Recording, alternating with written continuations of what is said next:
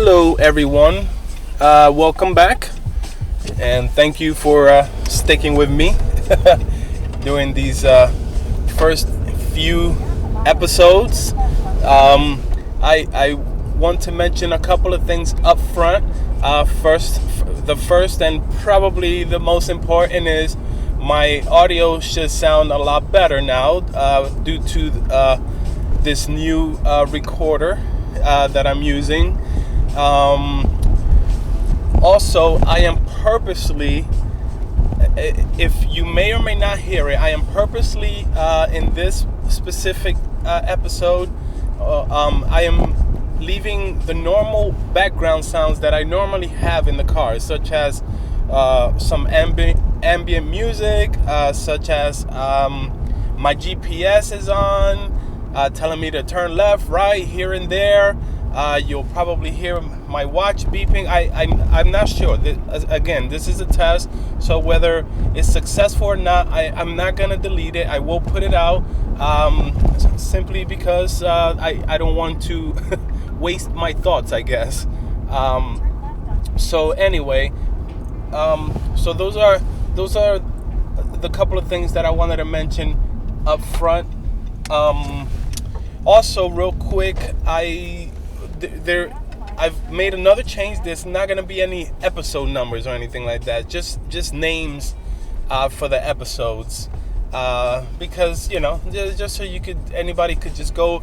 Oh, that's the other thing. There will be two versions. There will be the audio only version, pretty much, I guess, if you want to call it the podcast version, and then there will be the YouTube version, the video version, in case, whatever your preference is. You just want to hear the audio, you want to hear my thoughts, you want to hear me rambling, or if you want to hear all of that, plus my drive to wherever I'm heading, which, like I said before, is mainly to work and back home. So anyways, one last thing. No, that's it. That was pretty much it. So anyway, let's get going now. The Johnson & Johnson vaccine. That is something that has become a little bit controversial for all of the right reasons. Honestly, I didn't think much of it at the time when I saw the news a couple of days ago, until I belong to a chat, a WhatsApp chat with my family, and I just put a screenshot of the New York Times article, basically saying, hey, Johnson & Johnson vaccine is on hold, for whatever, because 6 women got pretty sick, and the details, and excuse me, sorry about that. And then one of my female cousins, she basically said, hey, but what's the big deal? It's only 6 people out of I think it's 10 million, which, and by the way, she wasn't not trying to sound insensitive. She was just stating a fact that in general, other medications and other vaccines and other testings, that is a very, very low percentage. That's, if I think I saw it somewhere, it's like 3 or 4 zeros, 0.00001, which I agree is a very low percentage. So my thoughts on this is that I still think that it's necessary in this specific case, simply because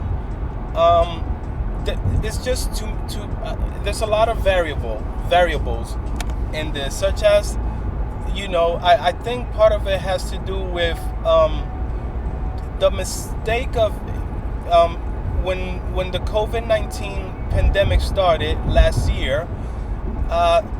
They kept putting, and by they I mean the news media and the government, kept pretty much, I would say, stressing the fact that we're gonna need to chill out for a very long time, because vaccines take about 2 years to I don't know what the right wording is, to be created, to be finalized.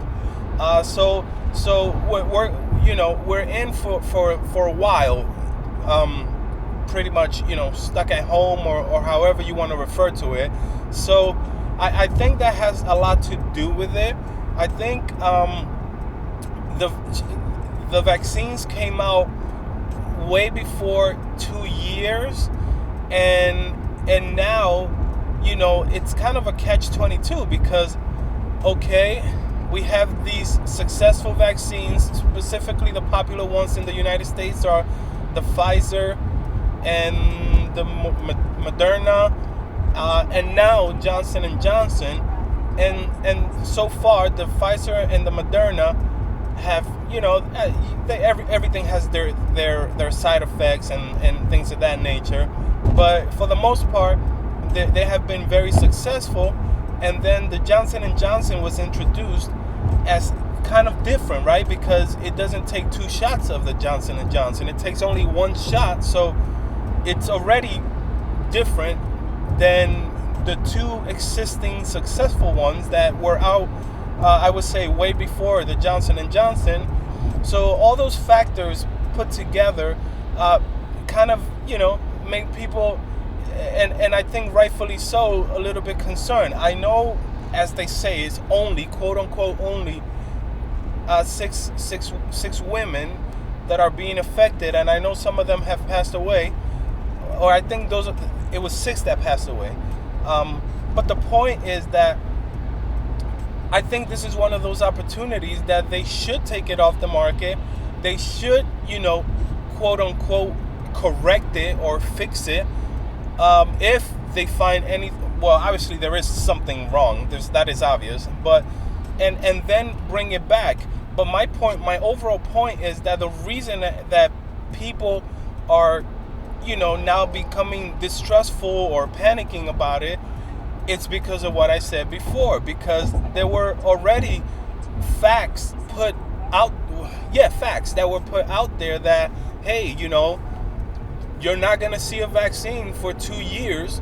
And then all of a sudden we have 3 vaccines in 1 year or so. I think it was a little bit less than a year. So, it's like, okay, what happened here? What happened to the 2 years? Are these safe, or are they actually finished? Is this like a guess? Is this just, what's going to happen what's going to happen to me in 6 months? What's going to happen to me in a year? What are the quote unquote real side effects? So I in my opinion, that has a lot to do with like I said, the distrust of this. But in my opinion, I think it's the right thing, just due to the length of time of the non-normality. I know that's probably not a word, of the amount of time that it took for the vaccines, not just vaccines with an S, to be released. So that's my take on the Johnson and Johnson vaccine. I would say just figure it out, Johnson Johnson and CDC, and then re-release it, but you're gonna have to come up with some type of way to reconvince certain part of the population. Okay, on to the next topic. Biden basically said that by September 11th of this year, by the anniversary, the September 11th anniversary, we will have all of our, well, it's not all, but pretty much the majority of our troops pulled out of Afghanistan. And I know it's not all of them, because there's always, no matter what, when they say pulling out the troops, there's always some that are a certain amount, very, very low amount left behind for whatever reasons there may be. They can tell us what those reasons are, but we really don't know the true reasons behind it. Anyway, my opinion on that is that That is a very good thing. That keep in mind. This is very important to keep in mind. I am very anti-war, very, very anti-war. So my opinion may not be anywhere near your opinion, but I believe that the war in Afghanistan in the first place was a big mistake.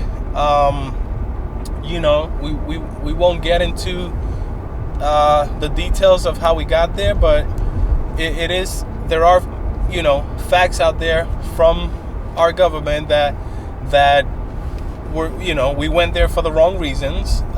Like I said, we're not going to get into that, because then people start going completely wrong directions into conspiracies and things like that. That is not what this is about. This is about the fact that I think it is the right thing to pull all of our troops from many places overseas. It is not only, especially the Middle East, and I think that is for obvious reasons, because they don't want us there and they don't need us there for the most part.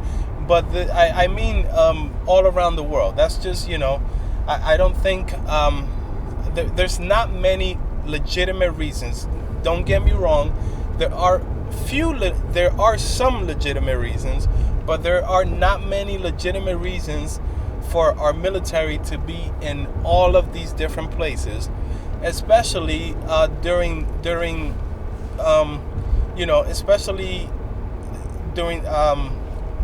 times of peace, because you don't really hear that we're at war, or at least in a battle or some type of conflict with the majority of the countries that we have stations in or bases in.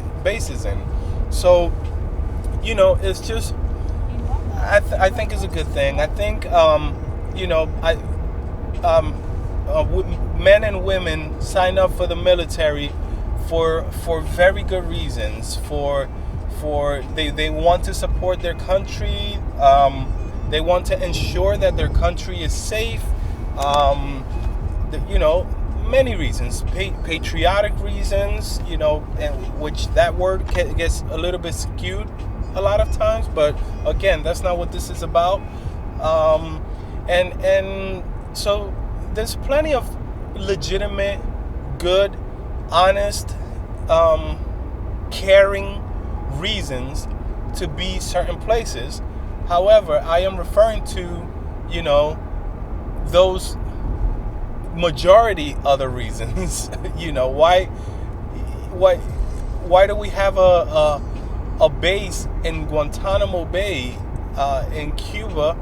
I know that we're, so-called friends now with Cuba, but that's just a very recent thing when President Obama, when Obama was president, opposed to 50 years of being enemies and having a base on enemy land, basically.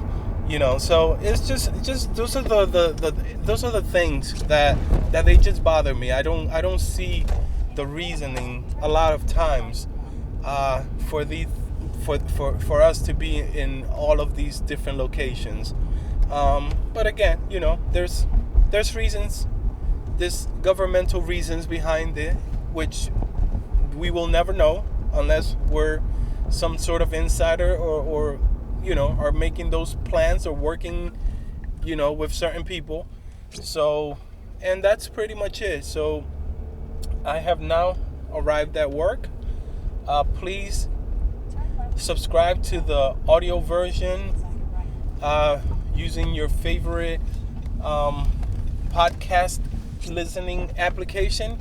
Please subscribe to the YouTube version for video if you want to see my drive. And that's pretty much it. Thanks for listening.